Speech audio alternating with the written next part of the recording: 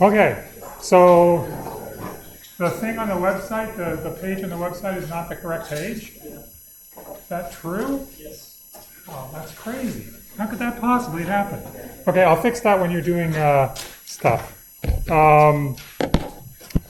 Okay, so today we're talking about heaps, and well, homework 3 is still out, and it's still due a week after the midterm, which is Thursday, which is tomorrow. Today's plan is to talk about operations on heaps, insert, remove, min, and build heap. And as a warm-up, I just wanted to remind you of the structure that we talked about last time. The heap structure, it has two properties. It has the ordering property and it has a structural property. The ordering property says that if I have keys in the heap, which I do, then the child key is always bigger than the parent key. So 4 is always bigger than 2 for every parent-child relationship. That's true. And then there's a structural property which says that this tree has to be a complete tree, meaning it's a perfect tree except for part of the last level might be missing, this part right here. Okay? So now,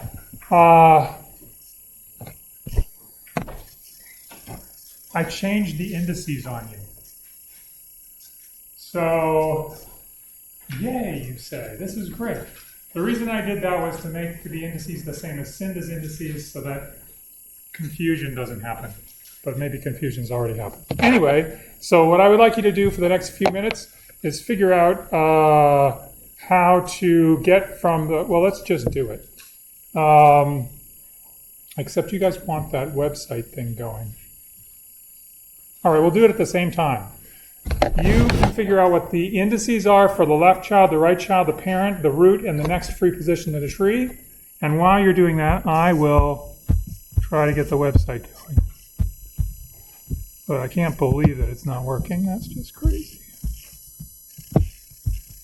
Let me see.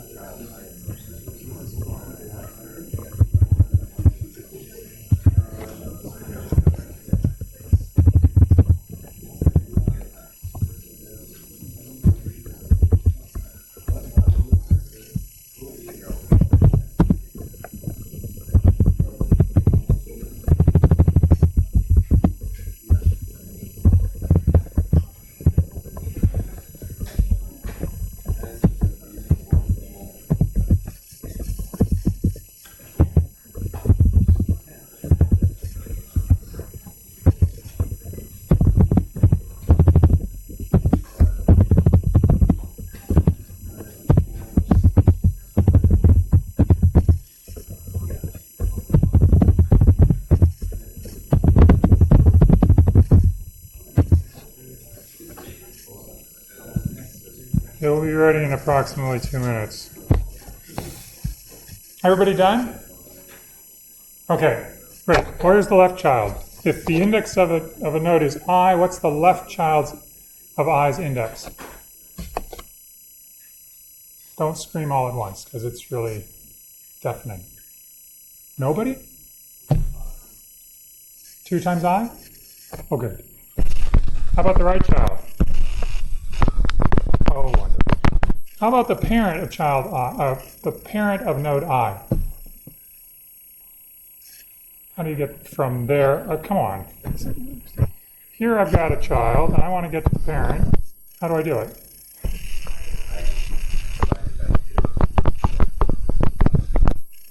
Excellent. The root, the next preposition. If it's n, there are n, oops, that's interesting. If there are n items in the priority queue, in the heap, what's the next preposition? Thank you. Thank you for your participation. Do you have any questions about this? I have to say that this is like the neatest, niftiest trick for avoiding storage overhead for pointers that I know about.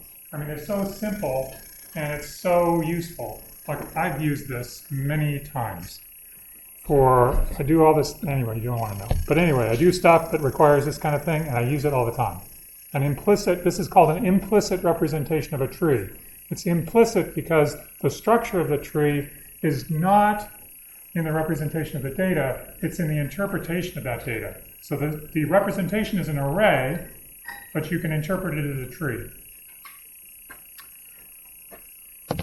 Your next programming assignment I was going to do this on, but then it got really complicated, so then I thought maybe I shouldn't.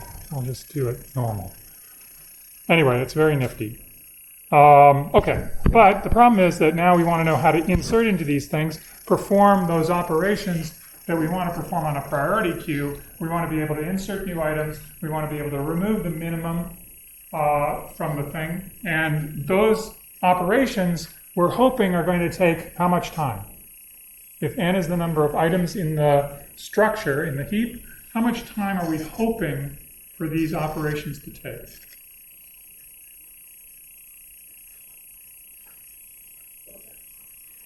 Log n. Could we hope for better?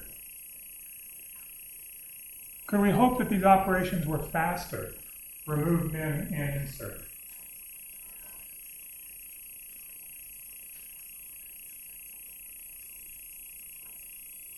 Maybe. Except you have to remember that we can use a heap to sort, right? We can insert things into a heap, unordered, just insert them into the priority queue, into the heap, and then delete, remove, min them, and we get them back in sorted order. So if you implement both remove, min, and insert faster than log n, you would have a faster than n log n sorting algorithm.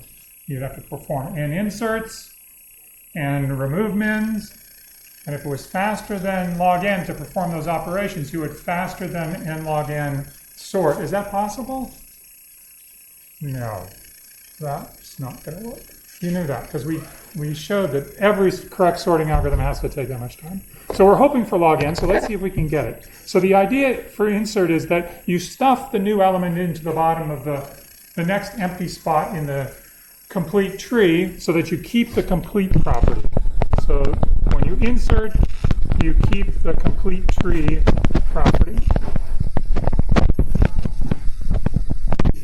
So we stick the new element that we want to insert, in this case it's the element 3, we stick it into the open spot that's available at the end of that.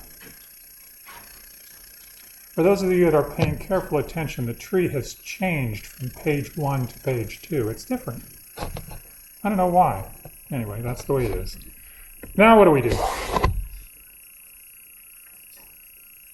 I've got a problem, right? Because even though it has the structural property, the complete tree property, it does not obey, maybe I'll put does it. It does not obey the ordering property. It is not true necessarily, and in this case it is not true, that the children are larger than the parent. So what do?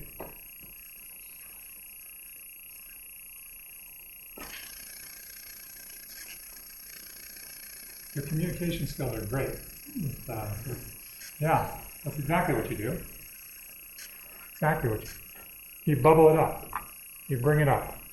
So I look at this 3 and I say, 3, are you okay being the child of 10?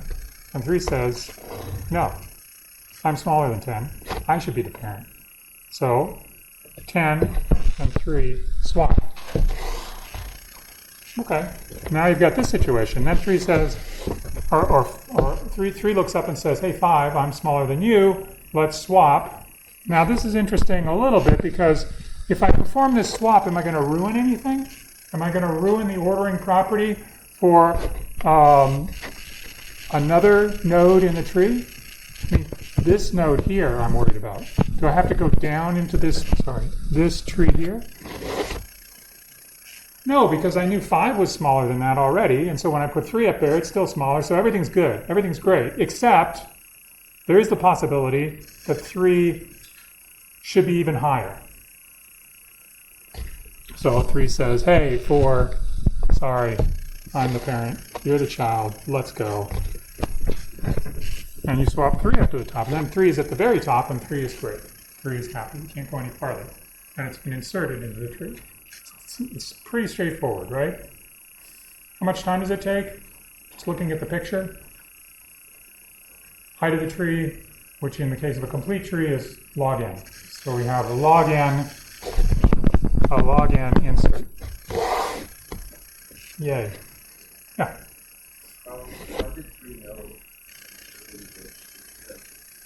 Because you knew what the size of you keep around how big the heap is. And so the next element that you want to put in is located in the next tree position, which is always position n+1 in the array. So if we're using a heap array representation of the heap, it's clear. You're going into that spot. Which is interesting. There's never any choice. When you insert something, it always goes into that spot. It's just that it may have to move. So it always goes into that spot so that it preserves this structural property that it's a complete tree, but it has to move in order to get to the proper ordering spot in the tree. Is it good? Okay. So that's insert. There you go. There's the code. We're going to play fill in the blank with the code. I like fill in the blank. That's right. And I have to tell you, if you would like to watch an animation of a heap in action where you can insert things into it and remove min from them, go to this website. This is the CS221 visualization website, which has a heap implementation in it. It doesn't have B trees yet, but it should. Okay, so let's look at this. This is the insert function right here. It has a helper function, a helper function, and the helper function is called heapify up. And so what insert does is it says, well, I may have to resize my array. If so, do so. Otherwise, increase the size by 1. Now I stick the new item into that location, which is exactly where we want to put it, into location n+1, which n here is size. And then I start this heapify up process with the index of the thing that I just inserted. So the index in the array of the element 3, the thing that's way down at the bottom, that's what I'm putting, that's the index here. Okay, so then heapify up does all the work. Heapify up is going to reposition the node 3 into its proper order. And the way it does that is by, well, what does it do? It finds the parent, P. What is the parent? We've already done this. I divided by 2. Now what? What should I put into the blank in the if test? If hi is what compared to hp? H is the array representation of the heap. I'm indexing it using the indices that are the child now and the parent. And I want to know what, yeah, if this guy is smaller than the parent, if 3 is smaller than the parent, whatever that parent is, let's say it's 8. 3 says, you are in the wrong spot. I will swap with you. So this changes to this. And then we recurse, calling heapify up again with what parameter goes in here. Yeah. P. Yep, the index P. And then it keeps going. How much time does this take? We already know the answer to that because we saw a picture last time, but if you looked at this code, how would you know that this code was going to take log n time? What's the key part about this code that's making it work in log n time? Yeah.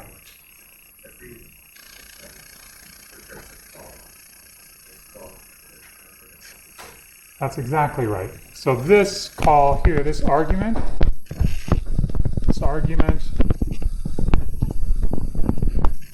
is half the size of I. And so each time I do a recursive call, that argument that's going into the recursive call is half what it was before. The number of times that I can take a number and cut it in half, log base 2 of that number. So it's log base 2 of the size. So the runtime here is log, it's order log of size, or n. N is the size.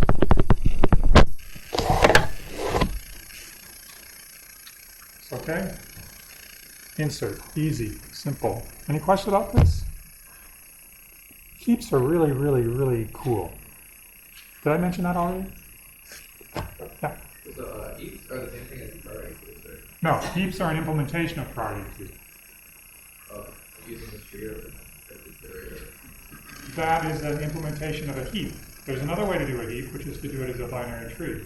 You could do it with pointers as well. So there's like two levels of abstraction that's going on here, right? We have the abstract data type, which is a priority queue, and you get to choose how to implement a priority queue.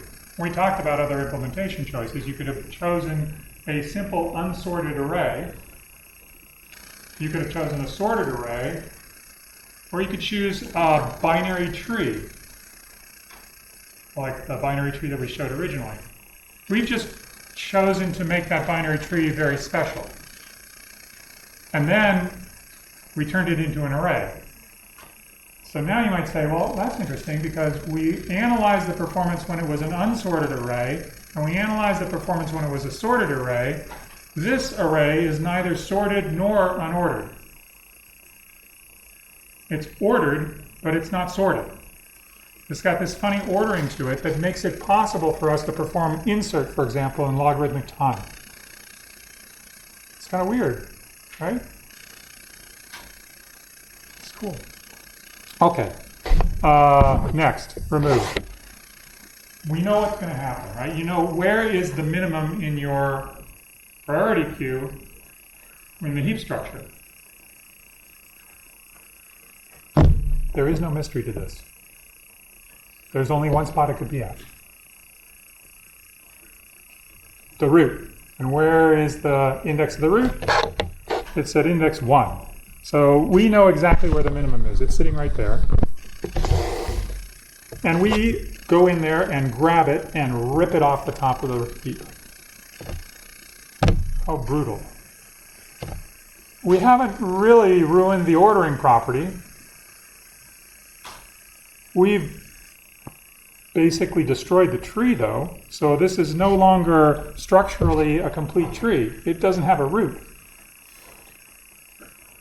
You can imagine what we're going to do. We're going to say the tree that we ultimately want to produce is a complete tree with one fewer node in it, right?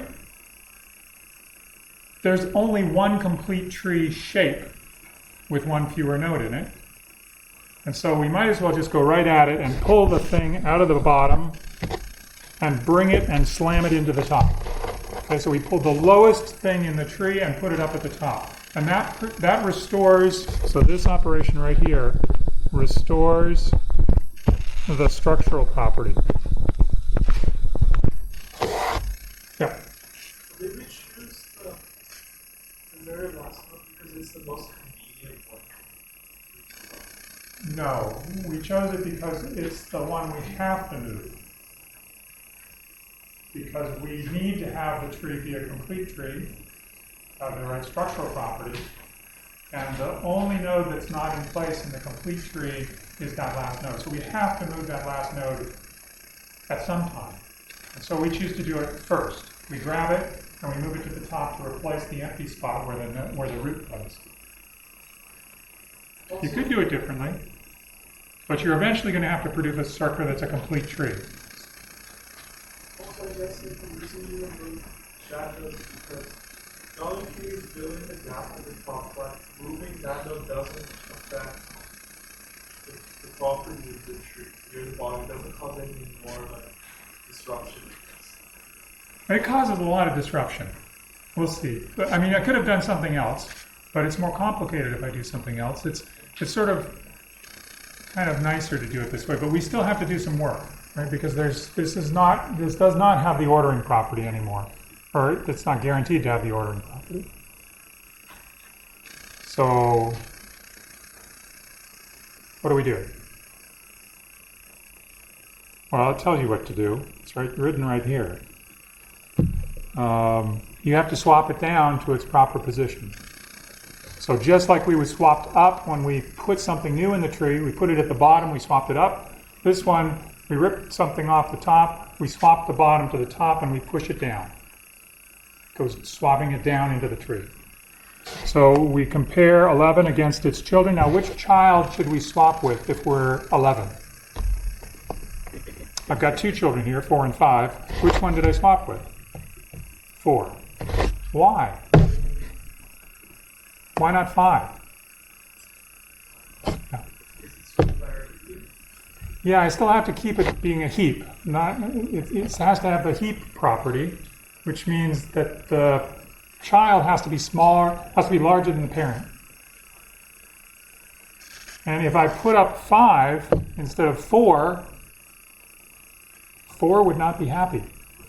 4 would be a child of 5, 4 smaller. So we have to pick the one that's smaller of the children of the node that we. So 11 will look at this guy, we'll look at this guy, and we'll pick the smaller, and that's what gets swapped up.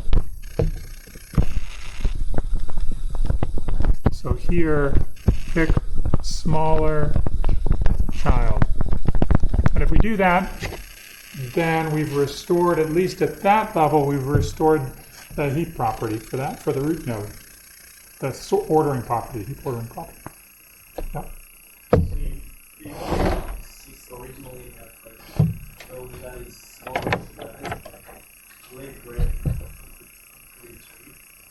If 6 has a value that's smaller than 11, yeah. You mean this node right here?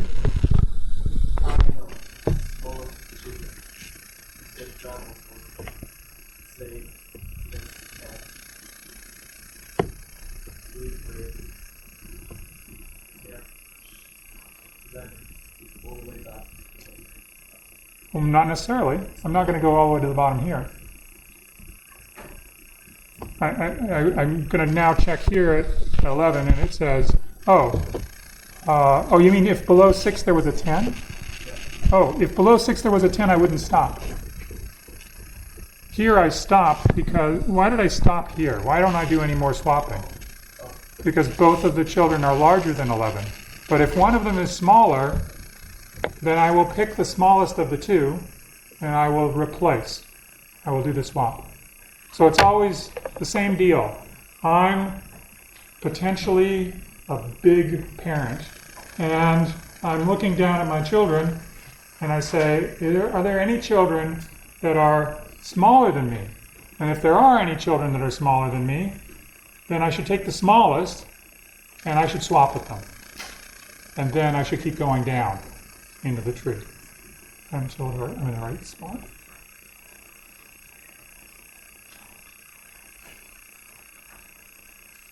Small child is here. Yeah. Well, just going back to my earlier question, so is there any special property associated with the very last node? Like how come, for example, we didn't pick node 8 and then swap it to the very top node? Why didn't we pick 8? Yeah. Well, then we would have to fix the tree because you wouldn't have been making a complete tree. If you took 8 and swapped it up to the top, now you can keep going, that's fine, but at the end you won't have necessarily a complete tree. Oh, And we need to have both properties, the structural property and the ordering property. Yeah. Is the runtime of this also logged What do you think? in the worst case? In the worst case. Yeah. Yeah. The remove would be costing the different size for the store. Well, this is all part of remove. Like certainly ripping the thing off the top, that's easy. You can do that. And if you gave up at that point, that'd be okay, except that if somebody comes along and wants to perform another operation on your heap, it's another word. So you have to restore the properties that were before. Those are the two, the ordering property and the structural property. It's another, okay. Okay, so let's look at the code. This is the RemoveMin code. Again, there's the RemoveMin, and then there's sort of its helper. Oh, by the way, helper functions, I don't know. There's like a whole different nomenclature. There's like heapify down. That's what I'm using because that's what Cindy's using. I didn't used to use that. I used swap down before. So there's swap down, there's heapify down, there's shift down, there's sift down. There's like a zillion different ways. So if you read about this stuff, don't get confused by the names. It's all the same thing. It's just performing this sort of swapping down. Yep. Wait, it's not a final, but like, is midterm 2, like, is stuff from midterm 1 down? Is it just stuff out? Wow, that was just, okay. Is stuff from I can understand that. Stuff from midterm 1, yes, of course, it's the down one. Of course. Yeah. Not like you're supposed to forget anything. It's cumulative. Everything's cumulative. However, of course, you also know that we covered a lot of stuff between midterm 1 and midterm 2. Probably there will be questions about that stuff. Probably, yeah. So, to see if I understand the definition of heaps, like a binary tree structure that has like the structural and ordering properties, so it can be represented at multiple as an array of indices. Yes. It's not only so that it can be represented as an array. That's a fortunate byproduct of the complete tree. It's really chosen to be that way so that the height of the tree is log the number of things in it. So that you can get the performance from the tree of log n insert and log n remove. You could actually write the same code, but you'd have to change the sort of index calculation. You could write it for a general tree with children that are reached by pointers. You could do the same thing. It's just that you have to make sure that tree is balanced or shallow. It has log n height if you wanted to get log n performance. So Yeah. it would be similar to the ABL tree, except that the property is that it has to be complete, and then the child has to be greater than the parent. That's right. Thanks. Yeah.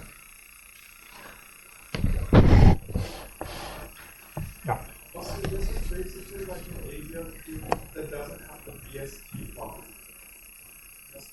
It does not have a BST property. It only has the child is larger than the parent property. But there's no ordering across children. Okay, this was the code. I mean, I don't know. There's nothing really interesting about this except for it's kind of cool. And there are these checks here. Why am I doing this? Oh yeah, that's right. I put in 3 bugs in this code. I forgot about that. Okay, 3 bugs.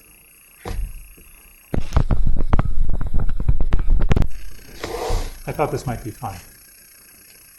And you'll have a hint because while I was underlining left, I saw a bug. So anyway,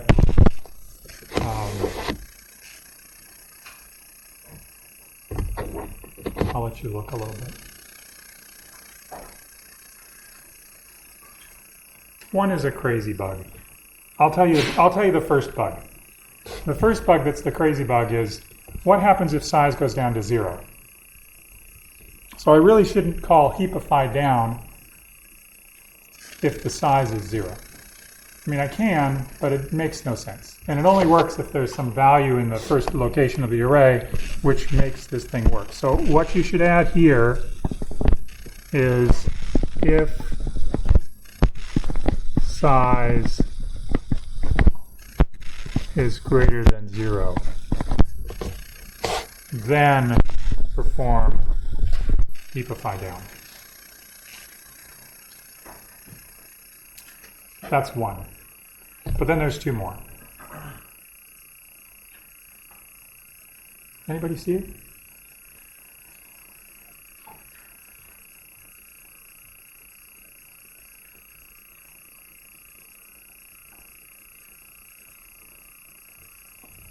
I'll give you a hint. Should I give you a hint?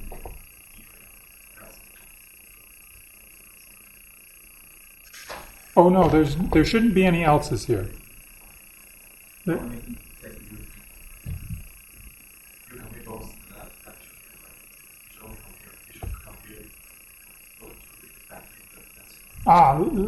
That's exactly right. So let's that's exactly what I'm doing in this code. So let's walk through the bug. Maybe this bug will appear once we see what's going on. So first of all, I calculate the left child. The left child of the node is 2 times I. That's correct. I calculate the right child as being the left child plus 1. That's correct. I then check if left is less than size. That's supposed to be, does that mean that left is still a child that's in the heap? Right? It has to be something that's within the range of the indices that represent the heap. And if it is, so this is basically saying, this right here is saying, does I have a left child? People that are all in favor of readable code might actually write something like has left child instead of check to see if left is less than size, but I didn't do that. And hence there's a bug. So this should not be less than, it should be less than or equal to. Oh, you don't write it that way in C++, you write it this way. So if I has a left child, then what this does is it compares the key value, the priority value in the left child, against the parent, and it says if the child is smaller, then I need to push the parent down, and it says the parent should go to the left. And that changes the index S, which originally started off as being I, and S is supposed to stand for smallest. Get it? Smallest? It's like the smallest of the three. So it's checking, and now it's found out that left is smaller than I, and then it checks right, and again, this should be less than or equal to. That's the third bug. And it checks if right is smaller than h of s, so if right is even smaller than the smaller child, then it sets s to right. So at the end of this process, s is the index of the smallest of the three nodes. I, left, no, it should be like this. I, left, right. S is going to be the one that has the smallest, S is the index of the node that has the smallest of those three values. So if this had like 3, 1, 2, then S would be this. Okay? It's doing the min.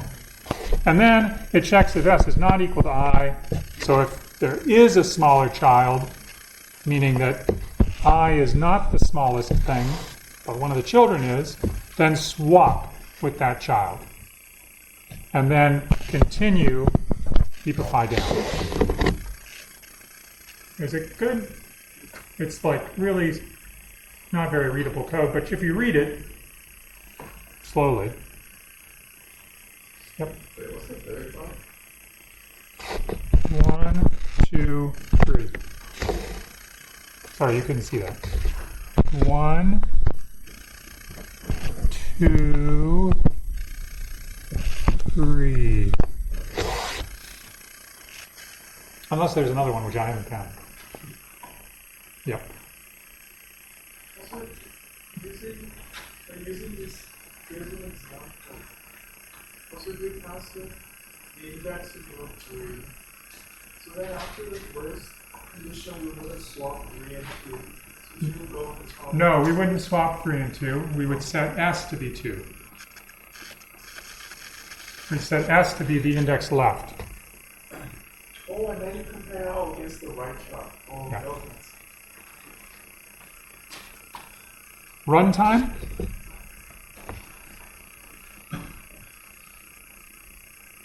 How do you know? You know, but how do you know? You know it's log n, but how do you know it's log n?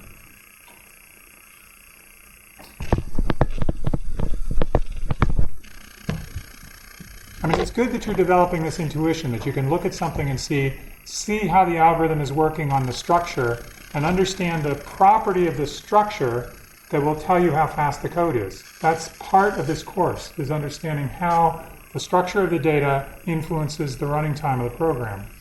So that's a very good skill to have, and you know that this is doing some work per level, which is about a constant per level, and therefore you know that it stops after it's done its most heightened amount of work. And you also know the properties of complete binary trees. Their height is log n, and so you know this is log n, and that's great. That's exactly the intuition that you should have. But I'm asking you, suppose that somehow you were in an accident and you lost your memory and you couldn't remember any of that stuff. How would you still know that this is log n? Yep. Because it says S3 more than subtrees. Yeah, and how big is S? No. No. What happens to S? It doubles. It doubles. It starts off as being I, but then the left child is the smallest index, which is twice. So this S is greater than or equal to 2 times I. And so how many times can I double this thing before I'm outside of the range of legal treeness? Legal treeness is just n. So I can double something at most log base 2 of n times.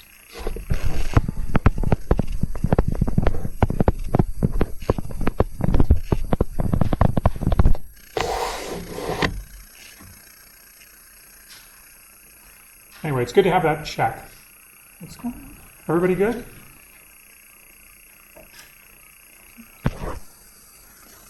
Okay. Good. We have enough time to do what I want to do. There's one other operation that I want to talk about that I haven't told you about before, which is called build heap. I want to take an input array that's totally doubled up. I want to take a bunch of values and I want to put them into a priority queue so that I can use it to perform remove mins. So I'm going to have to shuffle things around, because if I just took the irregular input array, this is a unsorted, unordered input array. And I just took that array and said, oh, without a starting element. So there's nothing in location 0 because of this crazy thing that I'm doing, which is not using the index 0. So that's the input array. If I treated it as a heap, if I looked at it, I could treat that array as a heap and it would satisfy the structural property, right? Because it's a complete, so it satisfies a structural property.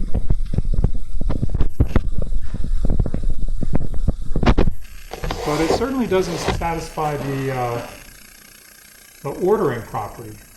Like right here, I have a huge parent with small children. In fact, both children are small.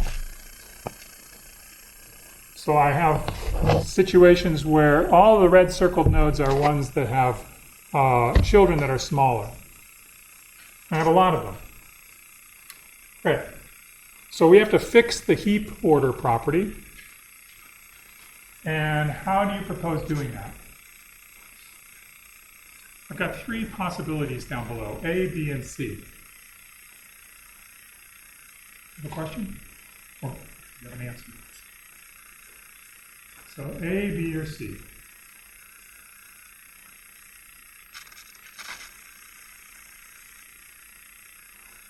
Does A work? What if I sorted the array?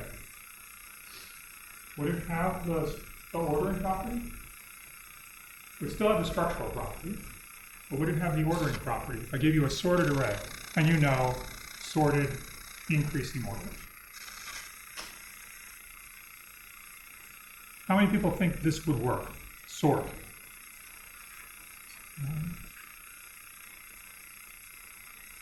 How many people think this will not work?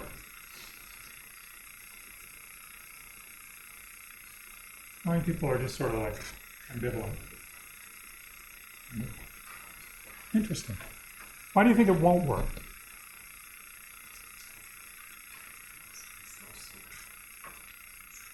No. I'm telling you the operation we're going to perform to fix the heap property is to sort the array.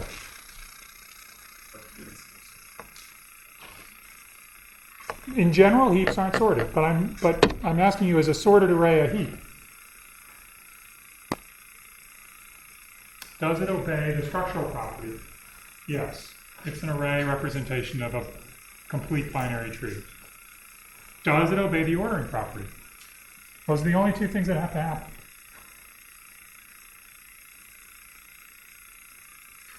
Yeah. So sorting it won't make it a heap because in the previous example, like an array, like what array, could you see like that array, but that's not sorted. So like for example, like 6, 7, No, I'm not asking that question. I'm not saying that all arrays that represent heaps are sorted. That's not what I'm saying. That's certainly not true. You have an example. I'm not saying that. I'm asking you if the array is sorted, is it a heap? If the array is sorted. If I sort the array, do I create a heap? Oh, this is a good discussion. I didn't expect this, yes. Because since we can find the children particularly know using 2i and 2i plus 1. If we know the array is increasing as we move from left to right, so then we know that the 2i and 2i plus 1 terms will be larger than the I. Yeah, that's right. We know that the indexing structure that's used for getting around in a heap is multiply your index by 2 and you'll find your child, your left child. Multiply it by 2 and add 1, you'll find your right child. Those are indices that are farther down the heap. And those indices contain values, if I sorted the array, they contain values that are larger. So the children are big. So this would work. Sorting would work. Yay. What's the next one?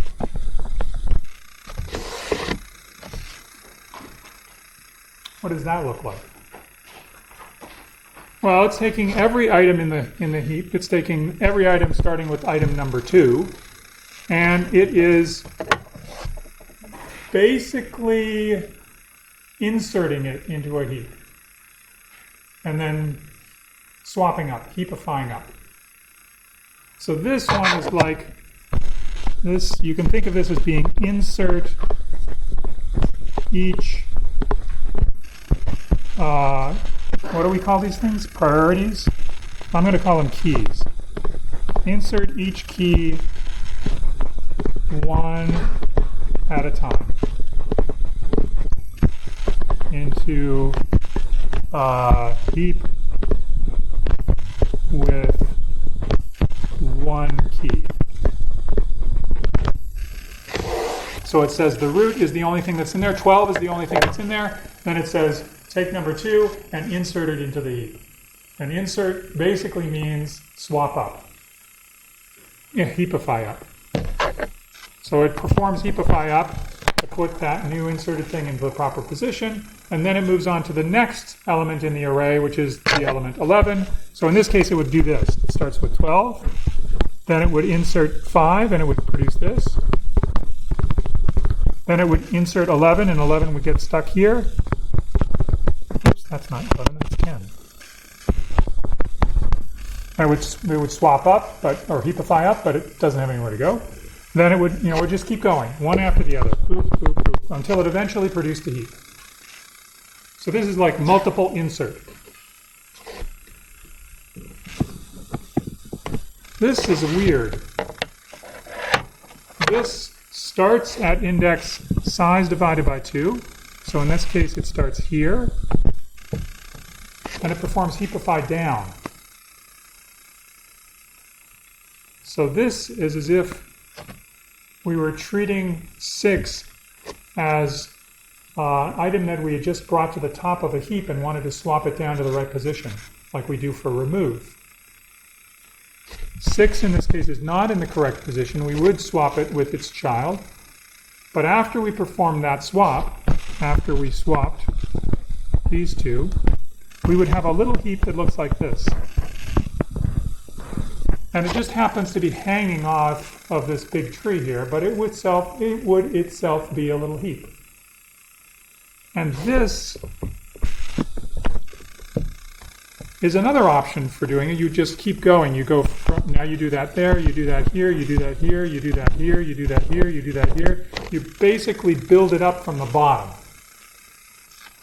Right? Part, choice B was build it up from the top by insertions. Part C is build it up from the bottom. Oh, gee, how could that be the case? Okay. Which one do you want to do? I know you want to do A or B. Too bad, we're doing C. Why? Because it's faster. How much time do you think C is going to take?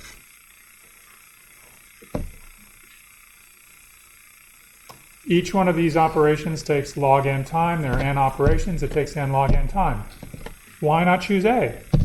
It takes n log n time, and it's easier because it doesn't take n log n time. C takes linear time. I know. What? Anyway, this is C, all worked out. This is a build heap example. This algorithm was discovered by a guy named Robert Floyd, professor at Stanford many, many years ago, contemporary of Donald Knuth. Brilliant, brilliant guy, especially with data structures. Floyd. This is Floyd's algorithm. This one-liner is Floyd's algorithm. Maybe there's another Floyd's algorithm, but that's pretty impressive. Anyway, this is a picture of what goes on, but the interesting thing is how much time it takes. The interesting thing is that it's linear. Why do you suspect that it might be linear? Just looking at this picture. This picture is supposed to represent pictorially things in triangles are already heaps. Things with a frame around them as a triangle are already heaps. So initially, all of the leaves are themselves heaps, just by themselves. And after we perform the first swap down, the first heapify down operation in that for loop, we've increased the size of one of the heaps to contain two things. And then we go ahead and increase the size of one more, and we increase the size of one more, and each time we're increasing the number of little heaps. Well, not increasing the number, but increasing their size. So every time we do this, we're increasing the size, decreasing the number. Until eventually, after enough of these steps, we get to the point where we have 2 and we have to perform only one more operation. Now this is costly. This operation is really going to take log n time. But all these guys back here, like this step, this took time 1. It was a heap that was of size 2. It's tiny. So the key to build heaps efficiency is the fact that there are lots of tiny heaps that are being operated on, many of them, and very few big heaps that are being operated on. In fact, just one of them that has the full height of log n. And this sum of the running times over all of those is actually dominated by, well, we'll see. It sums up to linear. That's exactly what we'll do next. Also, only C has this linear one. Correct. The other ones are n log n. Okay, next time we will talk about it.